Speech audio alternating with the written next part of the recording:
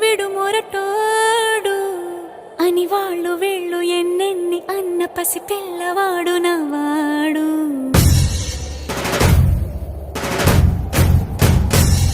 విడు ముండోడు అని ఊరు వాడ అనుకున్న గాని మహారాజు నాకు నవాడు.